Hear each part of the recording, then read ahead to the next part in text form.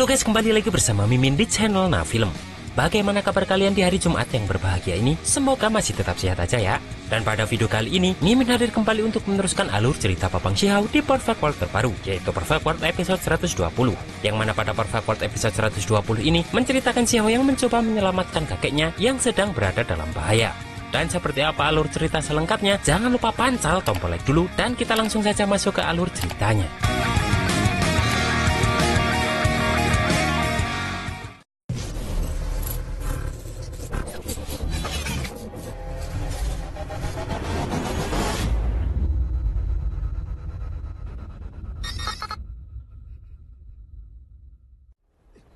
Di sini nenek pemimpin yang ditugaskan untuk memburu si Zongtian melihat si Hao yang berusaha memecah penghalang tahu jika si Hao ini mempunyai nafas immortal. Namun nenek tersebut langsung menyuruh semua anak buahnya terus menyerang si Zongtian setelah dia mendengar si Hao memanggil kakeknya tersebut.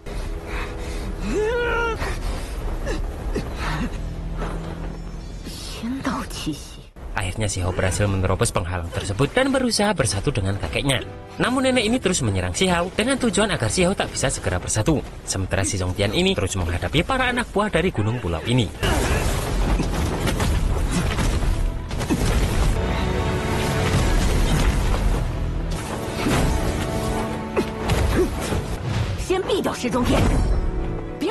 Di sini si Zongtian tahu jika itu adalah cucunya, namun dia sadar jika Jin Hao tak berpenampilan seperti itu.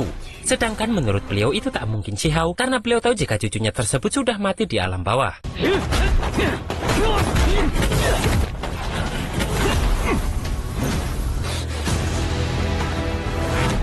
Si Hao yang terus dikejar nenek tersebut pun langsung mengeluarkan tungku kuno yang dia dapat kemarin dan langsung melemparnya ke nenek tersebut. Ditambah dengan teknik milik si Zongtian yang seketika membuat nenek tersebut terlempar. Di sini pun kelima anak buah nenek tadi berusaha menyerang si Zongtian kembali, namun si Hao langsung maju dengan cepat dan mengeluarkan belati penakluk iblisnya lagi yang langsung dia hantamkan ke tanah. Setelah itu, di sini kedua kakek dan cucu ini saling berpandangan.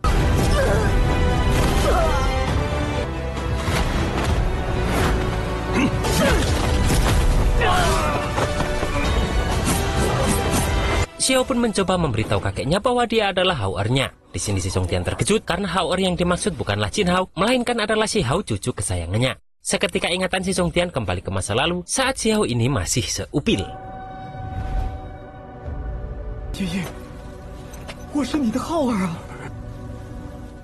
Si Zongtian pun masih belum percaya jika yang di depannya adalah Hao-ernya yang terbunuh di alam bawah. Di sini beliau juga teringat saat tangannya masih utuh dan si Hao kecil saat itu selalu mengajaknya bermain. Bahkan beliau juga teringat saat beliau berpamitan kepada si Hao untuk pergi mencari obat bagi cucunya tersebut.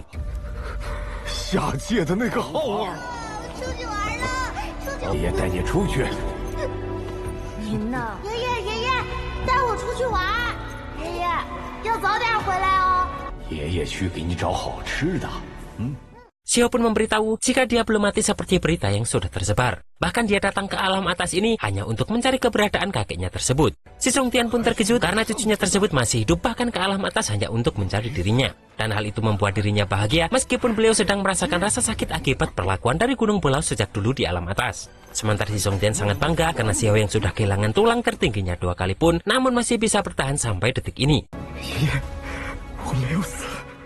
Nenek tua yang mendengar itu pun juga terkejut jika ternyata yang dihadapinya tadi adalah si Hao dari alam bawah. Dia pun langsung meminta semua anak buahnya membunuh mereka berdua karena dia yakin jika si Hao ini akan membuat keributan di alam atas ini.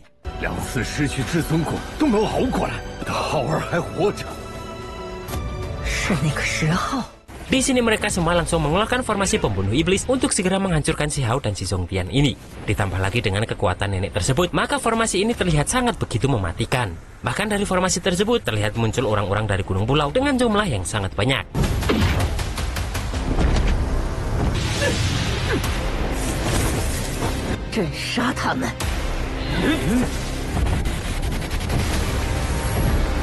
Di sini pun duet Dewa Iblis Agung dan Xiao pun terjadi untuk menghabisi orang-orang suruhan klan Jin dari gunung pulau ini.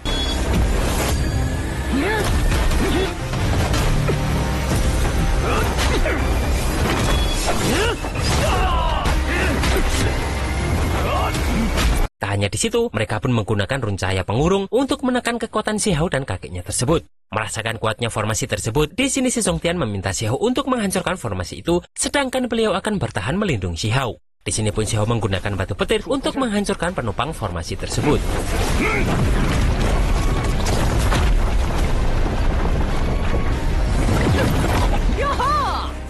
Dengan sekali sentuh saja, batu ilahi yang sekarang sudah berubah menjadi batu petir pun dengan mudah menghancurkan satu persatu penopang formasi pembunuh iblis tersebut.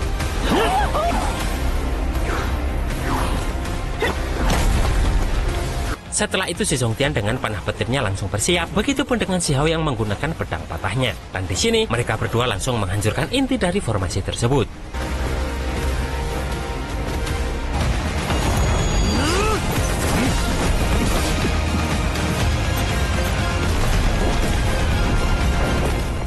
Namun nenek ini masih pede karena dengan tubuh Si Zongtian yang terluka ini pasti mereka tak akan bisa kabur meskipun formasi sudah dihancurkan. Namun ternyata niat Xiao menghancurkan formasi tersebut bukanlah untuk melarikan diri, melainkan akan menggunakan kawanan kupu-kupu pirak yang dia temui kemarin untuk menghancurkan nenek tersebut bersama anak buahnya. Dengan cepat, kupu-kupu tersebut langsung mengepung mereka dan langsung membunuh mereka semua sekaligus.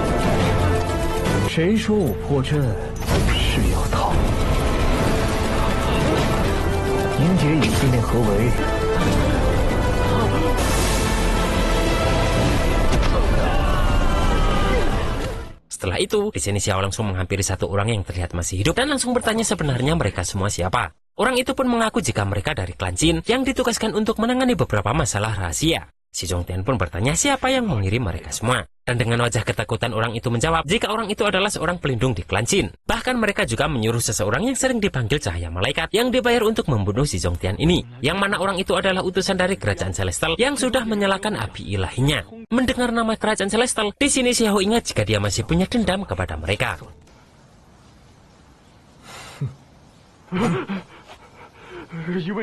Di sini Xiao pun bertanya di mana keberadaan Si Ziling dan istrinya Jin Hao dan Ahman. Yang mana Ahman ini adalah gadis yang pergi ke alam atas bersama Si Zongtian ini. Namun tiba-tiba ada serangan yang langsung membunuh orang tersebut, yang ternyata serangan itu dari nenek tadi yang belum mati dan kesal karena dia sudah membeberkan rahasia itu. Di sini nenek itu berusaha meledakkan tempat itu bersama Xiao dan kakeknya. Namun untungnya dengan cepat Xiao dan kakeknya bisa keluar dengan cepat. Di sini mereka berdua sampai di lembah kupu-kupu perak. Di sini Xiao meminta kakeknya untuk selalu berhati-hati dan memberitahu jika saat dia membentuk kembali tubuh fisik melalui nirvananya, penampilannya berubah. Kemudian dia menggunakan nama Huang seperti nama tempat kelahiran Xiao. Namun kakeknya menjawab jika beliau tak sebodoh Xiao ini.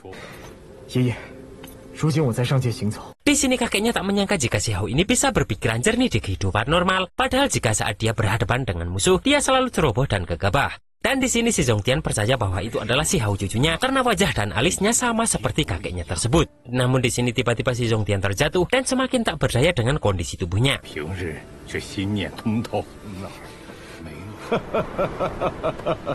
Di sini beliau khawatir tubuhnya tak akan kuat lagi karena ternyata beliau sudah bertemu dengan pemburu dari kerajaan Celestial yang dimaksud orang tadi. Xiao pun langsung mengeluarkan semua obat-obatan suci yang dia punya untuk segera mengobati semua luka di tubuh kakeknya tersebut. Namun Si Zongtian ini menahan Xiao dan berjanji pasti beliau akan baik-baik saja. Apalagi ternyata itu hanyalah tubuh roh dari Si Zongtian yang beliau gunakan untuk melintasi dua alam. Sebelum tubuh roh itu hancur, di sini kakeknya berpesan agar Xiao hati-hati karena para pemburu dari kerajaan Celestial itu sulit dihadapi. Mendengar itu, kebencian Xiao pun semakin menjadi-jadi.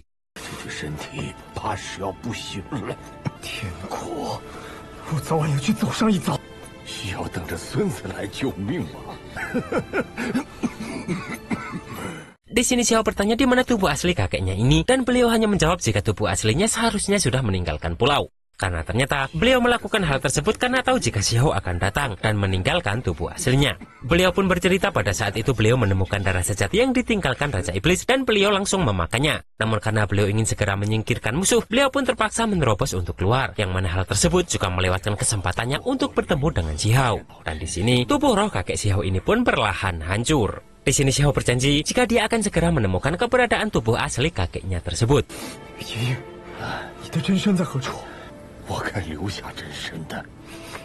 不过你既然来了，不能一路同行。 Sementara di depan prasasti dewa, di sini Li Yunzhong terkejut karena uang yang dia temui sebelumnya mampu mengukir namanya di tempat paling tinggi pada prasasti tersebut. Dan dia tak menyangka jika Xiao yang masih muda namun sudah memiliki kekuatan sekuat itu ternyata masih ingin belajar teknik dari orang lain seperti dirinya. Dan dia yakin jika Xiao ini pasti akan berdiri di puncak 3000 negara nantinya. Bahkan di sini Yunzhong merasa beruntung karena bisa bertemu dan bertukar teknik dengan Xiao ini.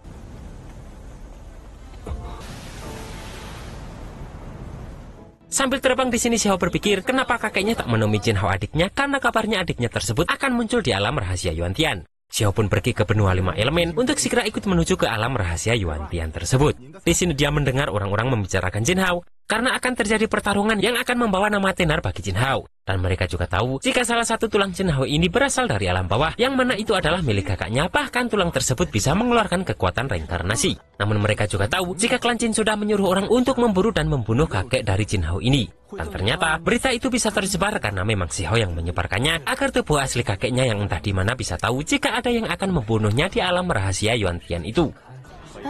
他那2块骨到底有何特殊啊？听说此番将是秦后的成名之战，叫石中天的，引入云体，我也听说了。据说还请来了天。 Saat melihat keluar jendela, Xiao melihat orang-orang berlarian karena orang dari kuil immortal telah tiba, yaitu Peri Weichan. Bahkan wanita iblis dari Aula Jitian juga datang, yang adalah Peri Tianhu. Bahkan juga terlihat Teng Yi dari klan api datang, begitu juga dengan Jing Xian dari klan teratai juga. Bahkan di sini, Xiao juga melihat orang tuanya yang juga datang ke tempat itu untuk menuju alam rahasia Yuantian. 爷怎么会不想我一见？可弟弟将现身元天秘境的消息，暗藏的杀机。 民族清仙。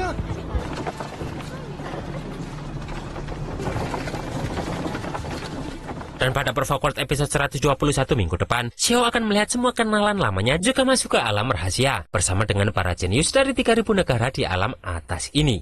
Dan di sini, Xiao akan show off di tempat itu.